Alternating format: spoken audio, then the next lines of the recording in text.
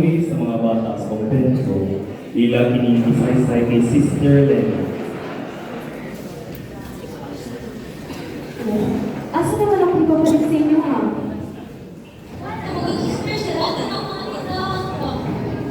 Anong gagawin mo pa sa paguli? One sister ay ito na siya ko ba, may nagpapalala babae, hutog siya sister, nara siya, nagpalayas daw siya.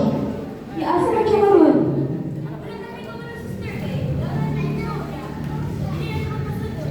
Sige, pakitaan niyo siya, udaran niyo siya diri uma, para ganyan na siya mag-celebrate sa iyang Pasko. Kung dali-dali ipakita si David o itala sa kumpento. Kasi nagbago siya, no? Basta kagabi, hindi mo na siya nagkiplano niya, ni kamot siya dito. Ay, mahal niya! Maganda sa mukha, uy, kung ano nila tulog, awon, sa ano? Hindi mo na. Solo, ito. Sa din ito kagabi. One day, kagitan mo ka lang sa mga portero, hulog kayo ba, niya na ka, malayos daw ka. O ba? Yun na. Malayos sa ako, man. Kuyuan. Kanang kakuyan. Dili ba halata? Maramang wala na kagipuyan ako. Kaon. Tarati! Kuman! Isama sa itong panaupanan ako. Kaon ko kailan ninyo. Ay kawalan hindi ko dito na ako masalitan. Pwede. Lagi.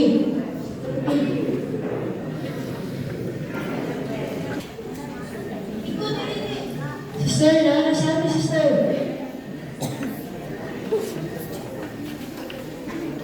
O iha, gusto man ang imong pangalan. Gusto mo na hitabo sa imo, ha? Malayos mo sa ako. Pero wala na kagipuyan.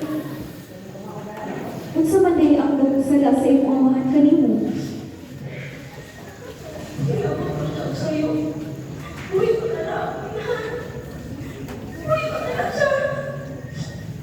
Ingana na ba kadato ang sala sa imong amahan para din mo siya pasayloon?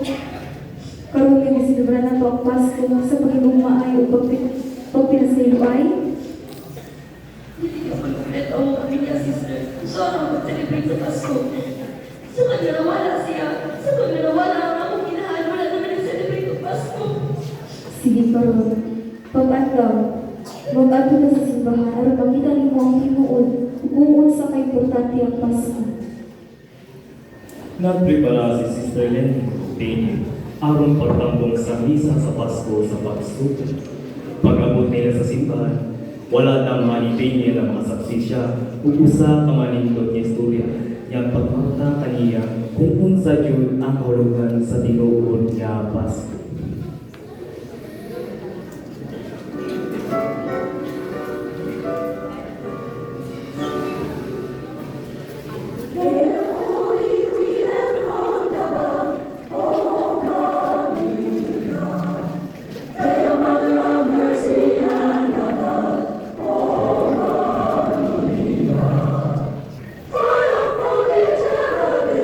Sing with us,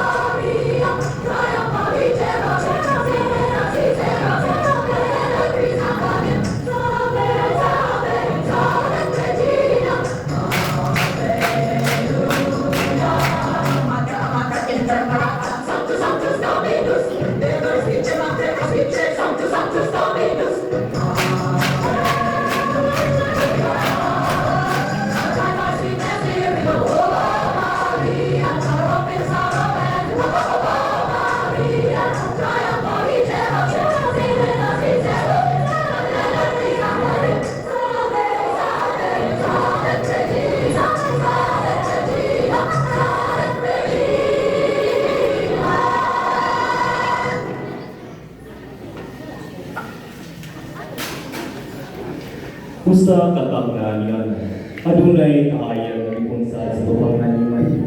Ug dito nagpakita ang angel nga si Gabriel. Kaniya dalang usa ka manindot nga mensahe. Sa pag-abot sa angel kang diya, siya miingon. Maria, Maria, Maria, magmalibay ka, kay ang Pinoong Diyos, upang ganito, kung ibalagin natin. Ayaw ka kung Maria, na kung bumungagyan ka sa Diyos ng Diyos, kung bumusta ang mga ng lalaki, kung Jesus ang pangalan. Mahirap siyang pagbuti, pagkatawagan ng Diyos. Kung umihatag sa Diyos, Maria, halihan sa iyong kailangan. Maghari siya sa mga kaliwat at hapon sa kampulo. Iyang halihan at halihan sa walang Diyos.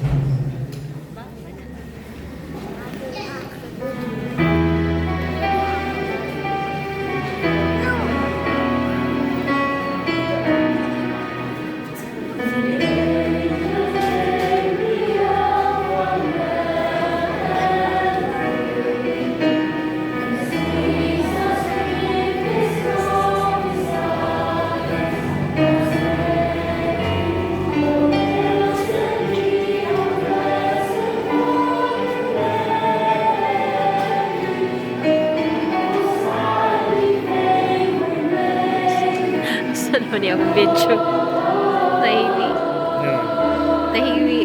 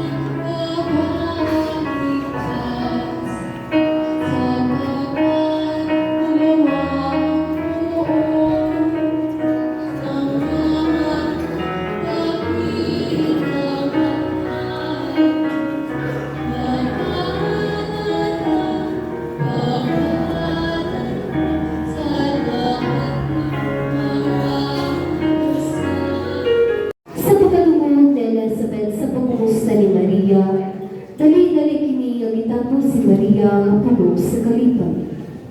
Elizabeth! Elizabeth! Maria! Nalipay ako pag-ayos sa pagbisita mo kanako. Sa pagkapaginata sa iyong pumusta. Bilihong kining bata sa akong sa papan tugod sa kalipay.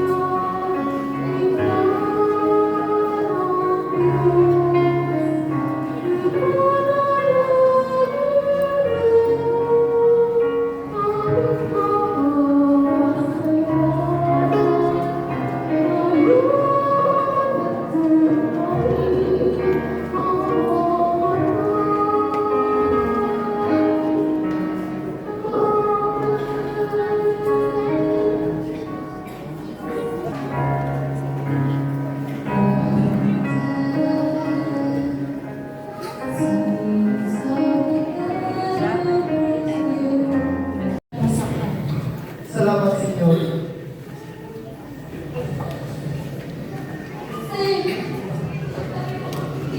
Kumaingat po sa Maria. Umipadayon silang Maria Jose sa pagpakita at balay ng ilang kapuyan.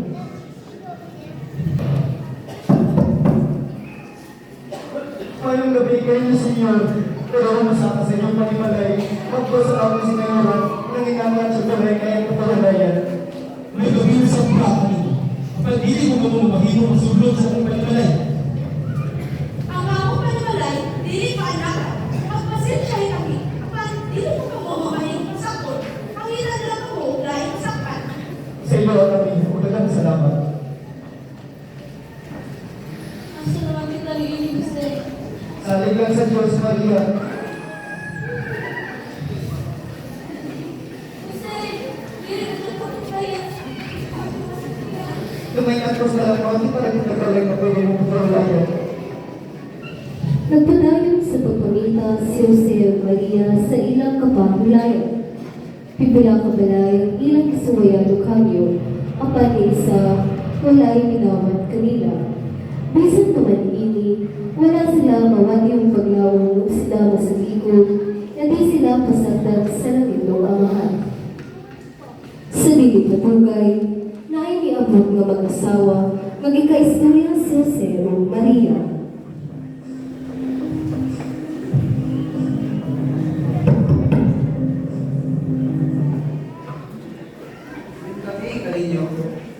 May gawin ka nila, Senyor. Pero ba't kami sa inyong palimalay? Bagpos na ako sinayura. Nang inatan sa pagkakayang lalakan.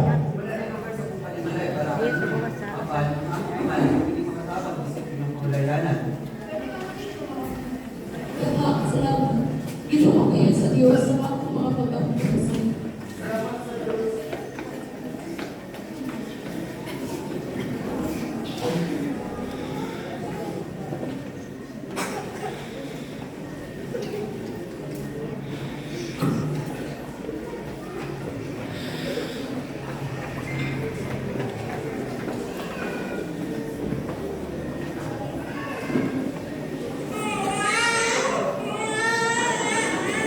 Umiatang kabuuna, kauna na mga handero, inubunan sa hayag na bawal, ubunan mga batuon, ipakatawo ang batang Jesus. Magmulang laghit na mga purong pasabot, ang mga maanyang kanato. Nakita niyo bang bituon? Oo, nakita na ako! Naga, ako matuon!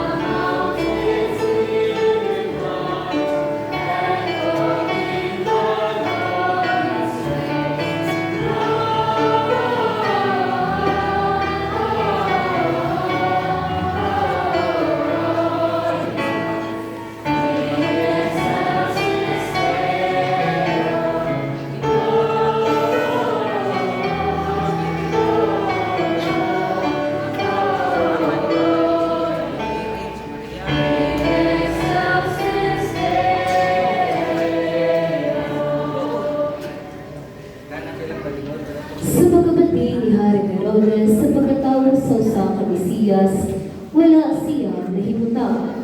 Ipatawag niya ang kadagkuan sa pari, aron pagkumpirma sa usa ka propesiya mahitungod sa pagkatao sa maong Mesiyas. Nagipag-istorya siya sa mga maalawang bisita ug nasayran niya kanila ang untok nga dakna sa pagsubang sa bituon na timaan sa luna sa maong batang Mesiyas. Humaningini ng lakaw ang mga maalawon. Sa dito nakita nila pag-usab ang bituon sa sitlakan. Dako kayong ilang kalipay sa pagkakita sa bituon. Ug naguna kini kanila hangtod na miabot kini ug mihunong sa ikahimutangan sa maong bata. Kita na.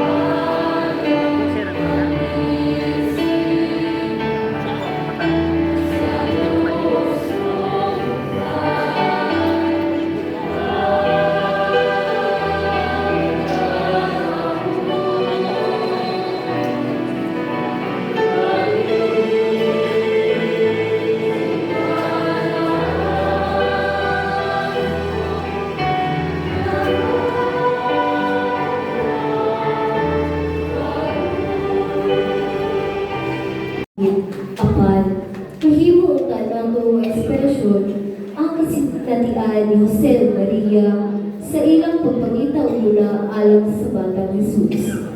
Ang atong pagsalig ug pagtuo sa Ginoo ang maoy makaluwas kanato sa atong bisan ubang nga mga kalisod.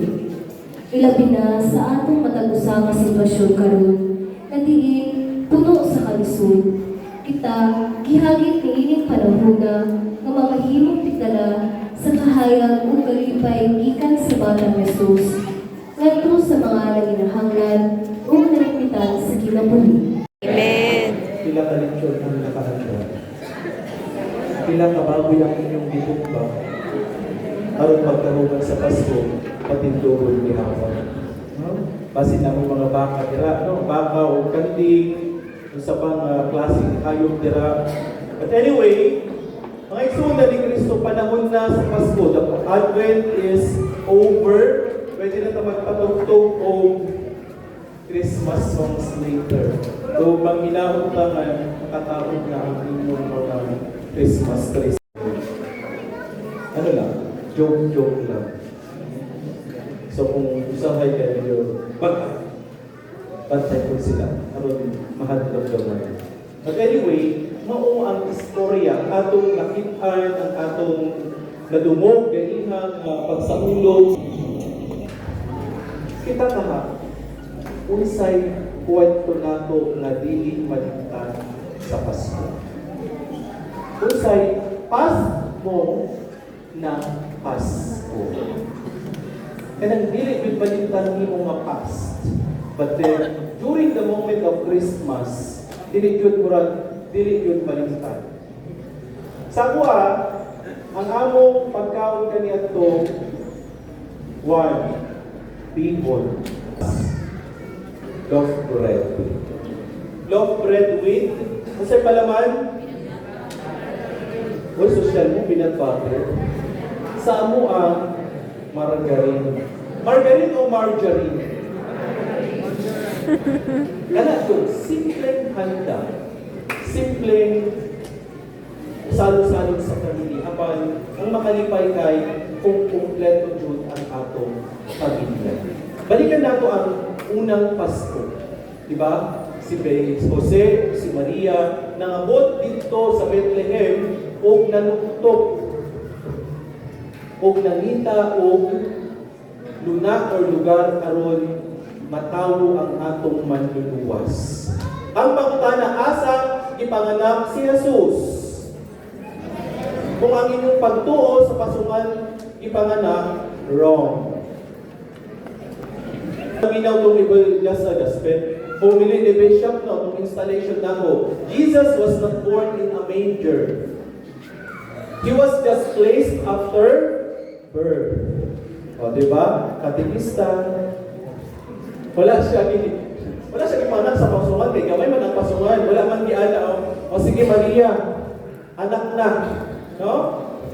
Ingon nila sa saban pasungan kanlen, he was displaced in a manger. Kanang kananan sa mga hayop apan ano to kung tinuod bang payag, tinuod bang duol sa mga balay sa mga hayop o kahayupan, but then going back ngano wala ipanganak or natawo ang atong manluluwas sa usa kadato nga pamilya or sa usa kadato nga hospital o panimalay.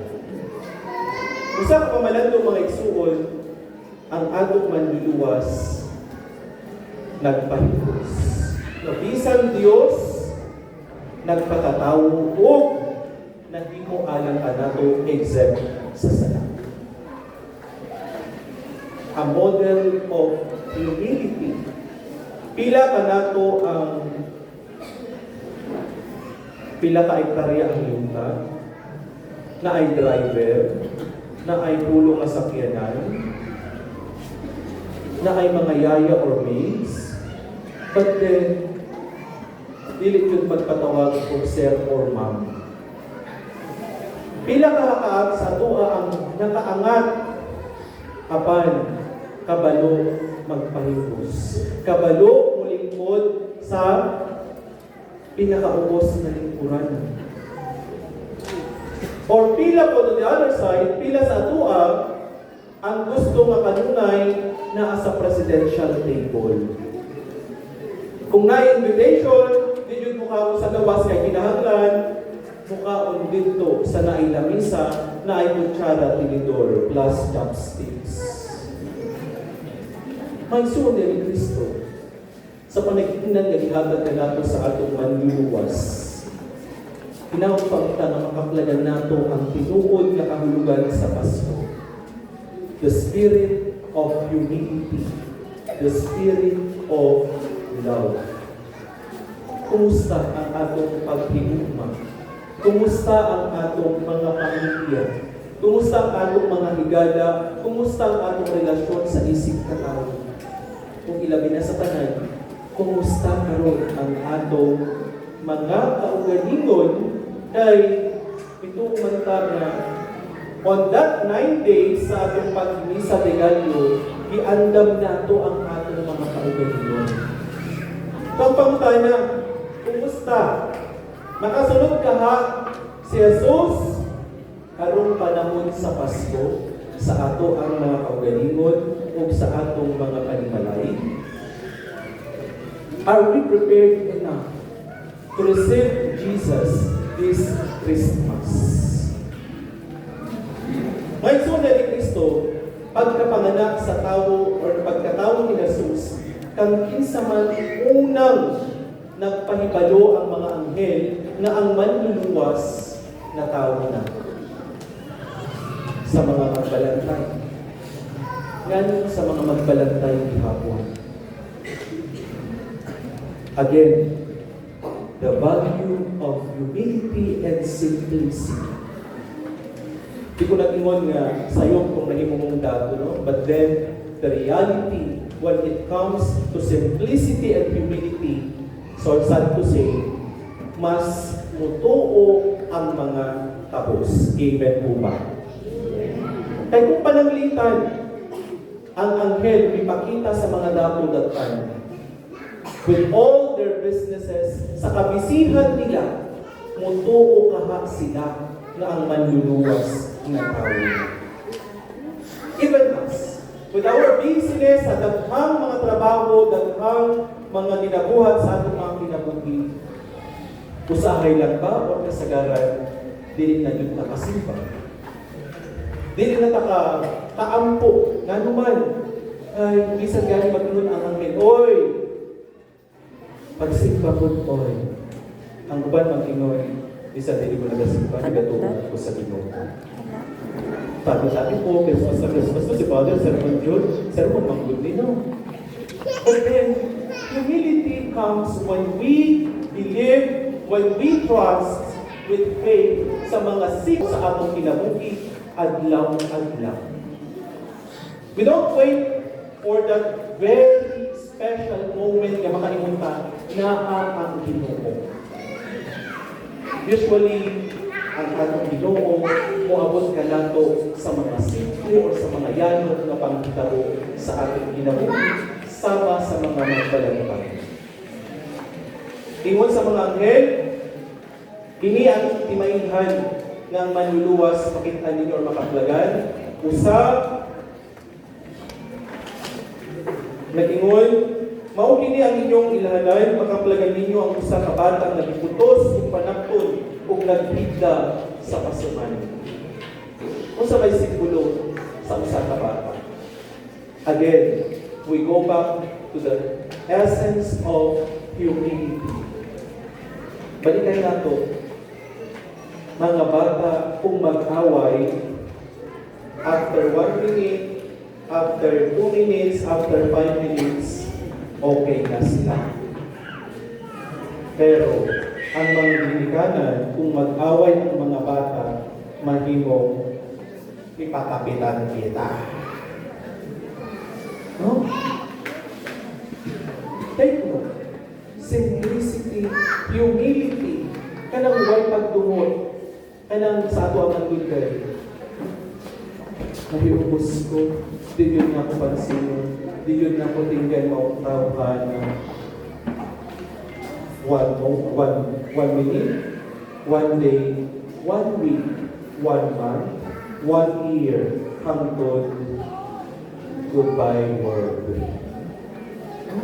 Nagsuon, kung nagpakatawo ang manluluwas karong gabi una o karong adlaw aron kita maluwas, unsay amay nato nga ihalad o ihatag sa iya. Usually, when we attend birthdays, ako di ko naghahatag, pasensya. When we attend birthdays, we give gifts. Right? So karon, birthday sa atong Ginoo.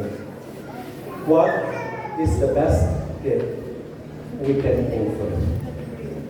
Unsang gasa ang ato pinakaanindot na ikahatag sa natawong manluluwas karong adlaw. Pitingin ko kay napay sa ugma ang tubag nasa sa inyo. Merry Christmas and Merry Christmas. Sa ngalan sa Mahal, sa Anak, sa Espiritu Santo. Amen.